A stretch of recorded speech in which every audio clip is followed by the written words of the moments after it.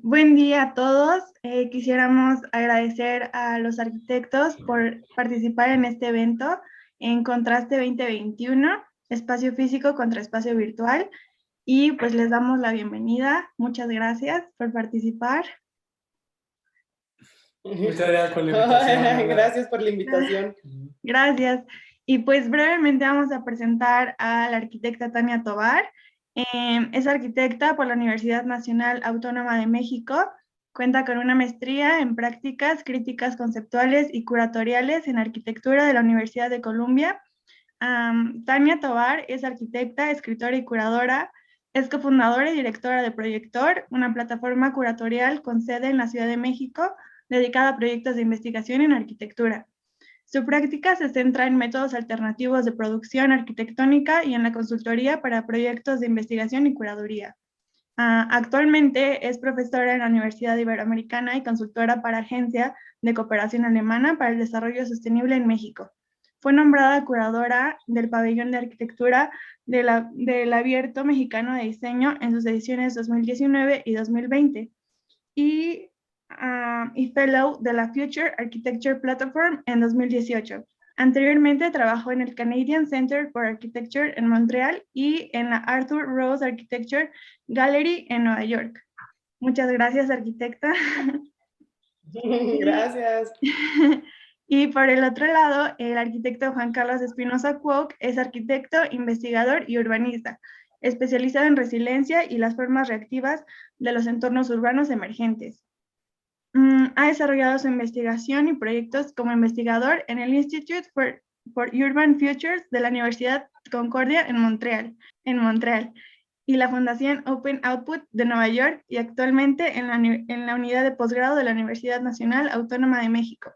Es también cofundador y director de la investigación de Proyector, una plataforma curatorial que promueve el Programa Federal del Rescate de Espacios Urbanos y Públicos en México, y consultor para distintas agencias nacionales e internacionales. Juan Carlos es arquitecto y maestro en arquitectura y diseño por la Universidad Nacional Autónoma de México, y cuenta con un máster en Historia y Teoría de la Universidad Politécnica en Madrid, una maestría en arquitectura y diseño urbano del Pratt Institute en Nueva York, y actualmente es candidato al doctorado en Teoría y Crítica en el programa de posgrado en arquitectura de la UNAM. Gracias a ti. Ok, bueno, pues les agradecemos mucho que participen en este diálogo y aporte que brindan a la arquitectura y al aspecto urbano. A continuación, quisiéramos dar paso a nuestra ronda de preguntas sobre las ciudades, parques y espacios urbanos. La primera pregunta es, ¿cuál consideran que son los cambios más notables en la interacción social en espacios urbanos a partir del uso de la tecnología y sobre todo actualmente en la contingencia sanitaria? Pues creo que o sea, el cruce entre la tecnología o las plataformas digitales y los espacios, ¿cómo se llama? Pues no solo públicos, sino como nuestra relación con el entorno urbano, ha sido algo que ya viene, o sea, ya se viene desarrollando desde hace tiempo. Todas las plataformas digitales, las aplicaciones, comienzan a mediar siempre nuestra interacción o cómo llegamos finalmente a su espacio físico. Plataformas como Airbnb, Foursquare, o sea, todas donde podemos ir evaluando y conociendo el espacio antes incluso de interactuar con él para poder tomar una decisión, en teoría, mucho más informada al respecto, pues en realidad se comienzan a volver como estos filtros por los cuales entendemos nuestros entornos urbanos. Creo que justo, o sea, no sé si, o sea, yo creo que la pandemia quizá lo que ha hecho es como exponenciar un poco más esto, evidenciarlo más, y sí, solamente como hacer evidente justo ese filtro o esa como experiencia híbrida de un lugar en el que sigue existiendo el espacio físico, pero finalmente siempre está mediado o tiende a estar mediado o filtrado por una condición digital previa. Sí, sí, estoy de acuerdo con Tania. Yo en síntesis creo que la interferencia de la tecnología, respecto al espacio público tiene que ver con una condición de uso y por tanto podríamos hablar de una experiencia ampliada. A mí me gusta pensar en la tecnología en un sentido positivo, es decir, en algo que de alguna manera, si no mejora, al menos expande las posibilidades que ya nos provee el espacio natural, ¿no? El espacio público tal y como lo conocemos. Y la pandemia, pues me parece que al igual que Tania plantea, no solo ha acentuado esta condición, sino me parece que ha abierto también otras posibilidades, como el espacio público ampliado, pero virtual, ¿no? Que sería pues, tema de un estudio también muy interesante y de otra charla probablemente. Sí. Sí, pues precisamente sobre eso, ¿no? Y cómo la tecnología, en cierta forma, sí invade el espacio, pero no a un punto en que es completamente tecnológico, sino como mencionas, es un espacio híbrido, ¿no?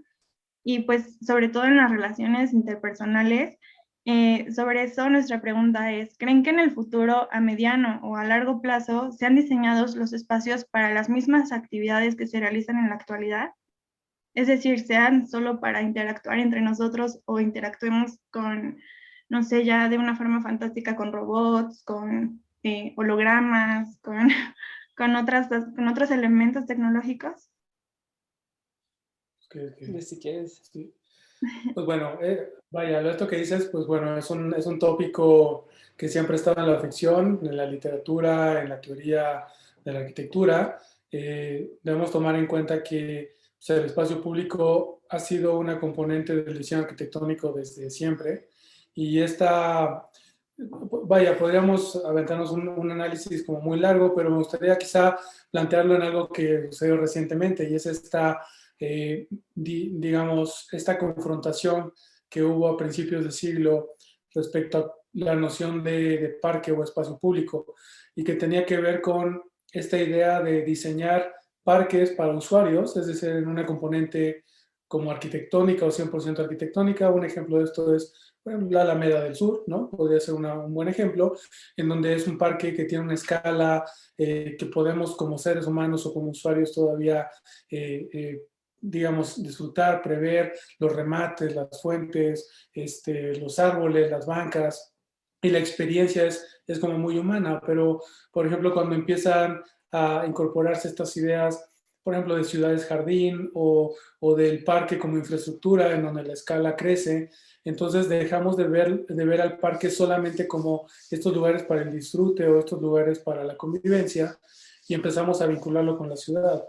De modo que los parques ahora, tratando de contestar tu pregunta, cumplen, o sea, el futuro para mí de los parques es uno, escalas gigantescas en donde los parques cumplen más de una función, o sea, una función de infraestructura urbana y una función arquitectónica de disfrute. O sea, un buen ejemplo de esto es lo que se está haciendo en Texcoco, en donde el parque, por ejemplo, va a poder ser vivero, lugar para siembra, lugar deportivo, reserva natural, reserva de agua, infraestructura urbana, pudo ser aeropuerto. Es decir, estamos hablando de esta idea o esta nostalgia por regresar a algo que quizá perdimos, ¿no? Yo creo que por ahí va este planteamiento de cómo será el parque o el espacio público del futuro. Y como siempre, pues depende de los usuarios, o sea, nosotros, qué uso o qué, digamos, sí, qué uso le demos a ese lugar o espacio disponible. Sí, creo que regresándolo un poco también a la parte quizá tecnológica, es en este crecimiento de escala, o sea, en el que el espacio público o el parque ya no responde a una escala tanto humana, sino se vuelve a una escala justo urbana o en relación con la ciudad y en una como connotación de como infraestructura justo como mucho más ampliada, pues creo que o sea, como la incorporación de toda esa información que va detrás se vuelve también más importante. Y entonces ahí es donde entran también algunas de las herramientas tecnológicas para poderlas evidenciar y bueno, para poderlas llevar a cabo, pero también para poderlas transmitir, ¿no? Sí, claro, porque espacios de ese tamaño solo se pueden navegar a través de mapas o a través de dispositivos, ¿no? O sea, tiene que ver también con la tecnología que tú nos planteabas, ¿no? Estas ideas de ficción, en donde navegar las ciudades, pues es indispensable tener a un guía, no una nave que vuele, no sé. Sí, o sea, como no sé si vamos a estar como justo en el entendimiento de parque como algo que vamos a caminar para recorrerlo de un lado a otro. Exacto. Sino nuestra experiencia física es limitada y entonces necesitamos de otros tipos de tecnologías para poderla ver en su totalidad, ¿no? Sí, precisamente. Y hablando del tema, la siguiente pregunta la quisiera conectar con que nos hablaran de su proyecto de Ultramundos, un diálogo entre Japón y México.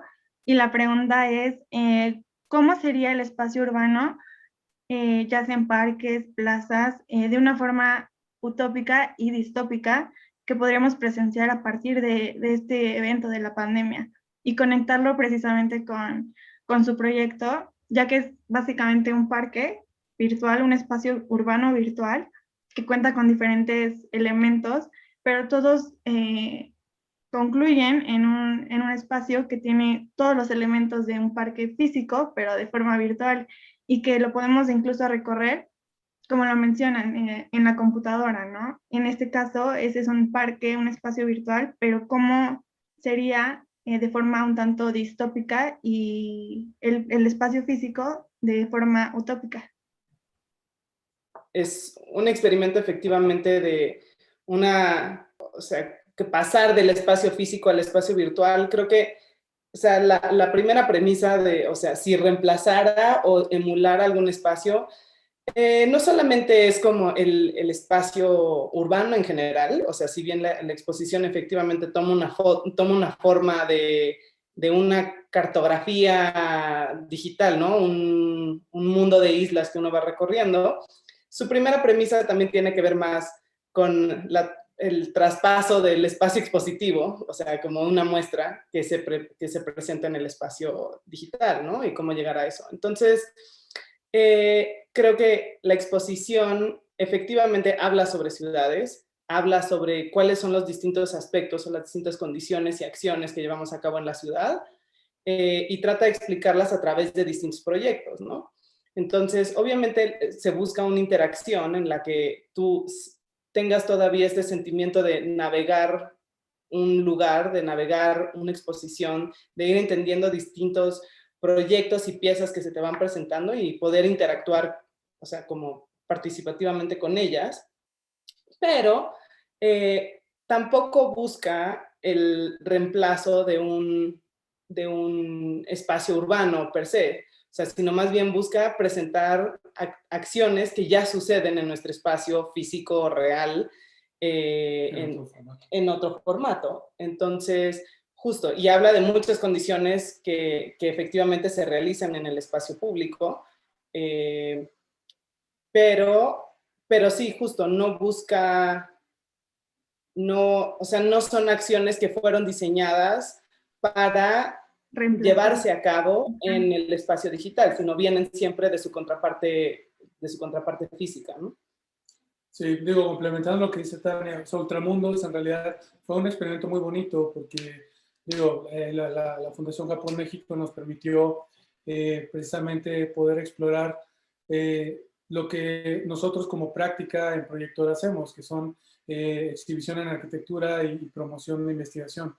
Entonces, en realidad, un poco la disertación de Ultramundos tenía que ver con qué pasaría o cómo se coordina una exhibición entre dos países con tantas personas involucradas en un contexto virtual. Y la segunda pregunta que contestó fue, ¿es posible hacer una exhibición en línea? Porque exposiciones digitales ya ha habido, digamos, intentos de hacer, pero una exposición en línea es una experiencia completamente distinta, porque como decía Tania, no busca reemplazar la experiencia real, sino busca más bien, al contrario, quizá distanciarse aún más para que tú entiendas que existe la experiencia real y una experiencia virtual que es completamente diferente. Y nos parece que la aproximación fue esa, o sea, tratar de decir que en un contexto de pandemia en donde no podemos salir, existen quizá otras opciones y lo dejamos todavía abierto en tu pregunta porque no sabemos si este tipo de exhibiciones van a sobrevivir, pero sí nos aventamos a hacerlo, porque tenemos el tiempo, los recursos y la idea de hacerlo, ¿no? Respecto a la utopía y distopía que planteabas, Pues nada, me viene a la mente el trabajo de unos arquitectos que conocimos justo en la pandemia. Y que también se presentaron en una plataforma digital. Una plataforma digital que fue el Alberto Mexicano de Diseño del 2020. Este despacho se llama Andrés y José, ellos son muy jóvenes, ellos son de Mérida, y justo planteaban algo como de lo que tú nos estás preguntando. O sea, ¿qué implicaciones tiene en la arquitectura o en el espacio público un contexto de pandemia? Entonces, algo que me pareció muy interesante es que ellos, en lugar de tener una aproximación grandilocuente como la de los urbanistas o la que yo podría tener como investigador o nosotros como desarrolladores de exhibiciones, ellos lo que hicieron fue modificar el mobiliario que existen en los parques. Entonces fue muy interesante porque ellos literal se inventaron una tipología de pandemia, en donde habían unas bancas, que por ejemplo son unas bancas que hay en Mérida, que son para platicar, y entonces lo que hicieron fue que las alargaron para que la gente tuviera distancia, o hicieron como unos carritos que era para que la gente pudiera habitar en el parque por si no podían llegar a su casa. Pero aislados. Pero aislados, unas como sombrillas, recuerdo, ¿no? Que hicieron. Ajá, que también tienen como plástico alrededor. O sea, lo que ellos, su aproximación fue a través de objetos. Y me pareció muy, muy bonito y muy interesante porque quizás no va a cambiar el parque. O sea, lo que va a cambiar son las cosas que nosotros usamos para usar ese parque. Como ahora usamos mascarillas o usamos gel para todo, ¿no? Entonces, pues bueno, esa es la distopía para mí, o sea, tener que modificar tus rituales de uso. La utopía, pues, es regresar a donde estábamos, que honestamente no sé si eso vaya a suceder. Y creo que, y también, o sea, como regresando a la parte, como siempre ahorita, digital, ¿no? O sea, creo que, o sea, esto que platicábamos hace ratito, ¿no? De cuando cambia también la concepción y la escala del espacio urbano, pues también necesitamos otro tipo de herramientas que nos ayuden a interactuar con él. Y creo que eso es lo que hace Ultramundos hasta cierto punto, ¿no? Uh-huh. O sea, como cuando las distancias se hacen tan grandes y no podemos estar ahí físicamente por cualquier tipo de condición, entonces estas herramientas lo que vienen es para permitirnos esa interacción con otros proyectos, con otras personas, con otros lugares. O sea, no creo que busquen reemplazarlos, pero sí acercarnos hasta cierto punto en el que al menos podamos tener una versión de esa experiencia a través de la pantalla, ¿no? Sí, sí, sí, y precisamente como mencionan, a lo mejor es cambiar en este caso el formato, ¿no? Ya no es de forma física, sino es una exposición que la puedes ver en tu computadora, ¿no? Y en tu celular, y recorrerla así, y es lo mismo, es una exposición, y pues está padre también eso, ¿no? Como dice, conocer otros elementos o cambiar los elementos incluso para que se mantenga esa conexión en el mismo espacio, pero de diferente forma. Y a esto llevo a la siguiente pregunta, que es, ¿cuál es su perspectiva en el uso de la tecnología en espacios que son diseñados con el objetivo de interacción, recreación y descanso? Es decir, ¿cómo es que la tecnología, como lo menciona tal vez en los elementos, se adapta a estos espacios, pero en el caso de recreación, interacción y descanso, que son pues tal vez de los objetivos principales de estos espacios? Creo que aquí también hay como, vale la pena, o sea, como hablar de esa interacción, puede ser interacción con los objetos mismos o con los espacios, y también, o sea, otra parte es la interacción, ¿cómo se llama? Humana, ¿no? O sea, la interacción entre personas.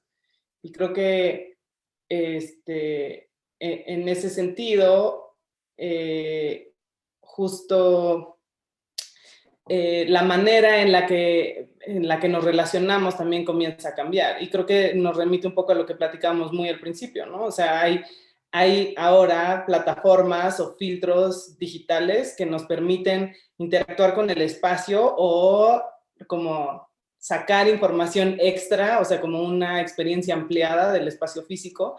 Y también comienza a verlo en las interacciones personales, ¿no? O sea, todas las dating apps, o sea, que el espacio que era diseñado para encontrarnos, para interactuar, para salir, o sea, para ir en una cita con alguien, ahora se comienza a convertir en el diseño también de plataformas que cumplen esa función. Entonces eso nos remite también un poco a esta idea de que justo, de que los espacios públicos están hechos no solamente de, o sea, del diseño del espacio mismo, sino también de la apropiación de la gente y de las actividades que ahí se llevan a cabo. Y en ese sentido, tal vez sí hay algunas cosas que se comienzan a pasar o a traspolar al espacio digital, ¿no? Cómo participamos, cómo efectuamos nuestra opinión, cómo interactuamos con los demás y el espacio público entonces comienza también a cambiar en un espacio en el que lo vivimos a través de las redes sociales, que lo vivimos a través de otro tipo de plataformas y el espacio público o el espacio urbano o los parques también comienzan a cobrar otro significado. No quiere decir que dejen de existir, sino simplemente también comienzan a evolucionar con respecto a las nuevas, ¿cómo se llama? Demandas que no solo el usuario, sino también la ciudad requiere, ¿no? Sí, o sea, yo creo que lo que plantea la tecnología respecto a lo que tú dices en el espacio público y cómo lo usamos o para qué lo usamos, tiene que ver con lo que ya te mencionaba, de la experiencia ampliada.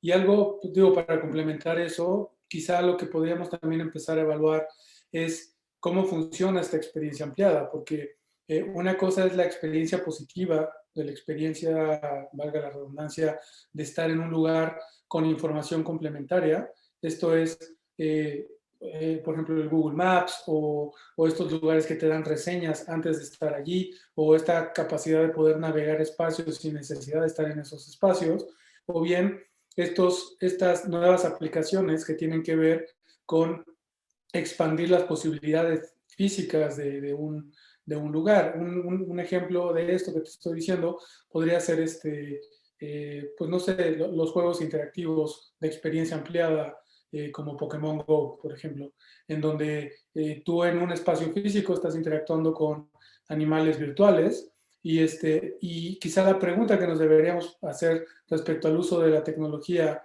en estas experiencias ampliadas es, uno, cómo se cruzan el espacio físico y el espacio virtual y cuáles son los peligros de esto, porque hemos visto también que ha habido gente que de repente se pierde en el mundo virtual y de repente se mete en propiedad privada o termina en una zanja o termina perdido en un barrio en donde no tenía que estar por andar, o sea, esto digo, quizá esto un poco pasé, estoy hablando sobre un escrito que hice en el 2017, pero eran el tipo de notas que tú veías respecto al juego, ¿no? Ahora seguramente hay juegos iguales o mejores, pero esta idea fue la que me giró en la cabeza en ese momento respecto a esta intersección entre espacio virtual y espacio físico, y creo que pues por ahí va, yo creo que va a ir mejorando la experiencia, o sea, conforme la tecnología vaya avanzando y eventualmente vamos a estar interactuando, como tú decías al principio, pues con hologramas y básicamente inmersos en una escena de Blade Runner, ¿no? Pues vaya, hasta cierto punto nuestras redes sociales Ujú. son eso, o sea, nuestra persona que te construyes en Facebook, en Ujú. Instagram, es una versión quizá un poco más No. deconstruida de tu avatar, ¿no? O Ujú. sea, cómo quieres ser percibido, qué es lo que quieres que la gente vea de ti y cómo interaccionas con ellos y con la persona que ellos también se construyeron, ¿no? Entonces, quizá no son hologramas ahorita, pero pues de cierto modo sí, ¿no? Sí, ya están Ujú, diseñados, están ujú. construidos. Ujú. Sí, y precisamente a eso quiero llegar y a la siguiente pregunta, que es ¿hasta qué punto consideran que el uso de la tecnología se pueda salir de control al punto en que ya no sea proactiva? Porque hablando de eso, es al punto en el que queremos llegar, ¿no? Como mencionan de las películas de Blade Runner, entre otras, que la tecnología ya pasa los límites tal vez y ya es un cambio total y pues, ¿cuál es su punto de vista sobre eso? O sea, creo que muchísimas películas se han hecho, muchos libros se han escrito al respecto, ¿no? O sea, siempre este límite entre la tecnología la máquina que toma el mando, ¿no? O sea, cuando se vuelve consciente y se voltea, ¿no? O sea, y lo que decía, o sea, que platicamos justo hace rato, ¿no? O sea, sobre esta intersección moral que le da el ser humano a la máquina, ¿no? Creo que, pues si bien son, o sea, como escenarios, pues en realidad bastante interesantes, ¿no? Desde la Matrix hasta, no sé, Oblivion, o sea, y presentan justo escenarios que, pues, de todo tipo, ¿no? Que siempre se comienzan como medio a desconfigurar un poco, pero pues no sé, o sea, no sé si bien el desarrollo de las IAs, obviamente, o sea, se ha seguido desarrollando, o sea, ya hay varias y las han puesto a la prueba y tal, pues supongo que todavía estamos pues, bastante lejos de vivir en la Matrix, ¿no? O sea, de vivir en un mundo como alterno. La tesis es que no sabemos, ¿no? Bueno, O sea, sí, exacto, sí. porque tal vez sí, pero no nos hemos enterado. O sea, la distopía pues siempre ha sido una preocupación en la literatura de ficción y por alguna razón una obsesión de los arquitectos o sea, siempre estamos hablando en términos de distopía y utopía, lo cual siempre me ha parecido un poco curioso, pero pues lo que yo te puedo decir es mm, que pues nada, como bien decía Tania, el uso de la tecnología siempre ha tenido implicaciones en la historia humana. O sea, siempre ha modificado las ciudades, los comportamientos, los usos, las costumbres, la sociedad como tal.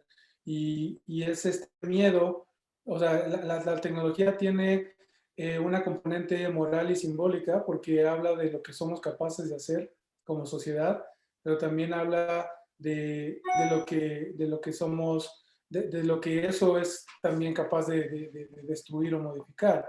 Es un friendly reminder pues de que en un momento dado se puede acabar todo a partir de un mal uso, digamos, un uso poco ético, poco o insensato de estas tecnologías. Y obviamente conforme las tecnologías van escalando, vaya, este dilema se planteó pues, con Oppenheimer y con la bomba, ¿no? O sea, cuando tú tienes un arma tan poderosa como para poder destruir tu planeta, o sea, sí te plantea un dilema de por qué tendría yo una bomba así, ¿no? Si no tienes un enemigo, en teoría, que amerite una bomba de esa dimensión, pero sin embargo está allí y entonces tiene implicaciones geopolíticas y técnicas pues, de otro tipo. Lo mismo, yo creo que tu pregunta va justo sobre el desarrollo de IA, porque el desarrollo de la inteligencia artificial, como planteaba Turing, es probablemente un momento en la historia de la tecnología en donde el ser humano está explorando la posibilidad de crear un ser un algoritmo o una tecnología que básicamente mejore su propia capacidad de pensar. Es decir, estamos hablando de que existe la posibilidad de que una IA, en el momento en que se vuelva rampante, que es lo que decía Turing,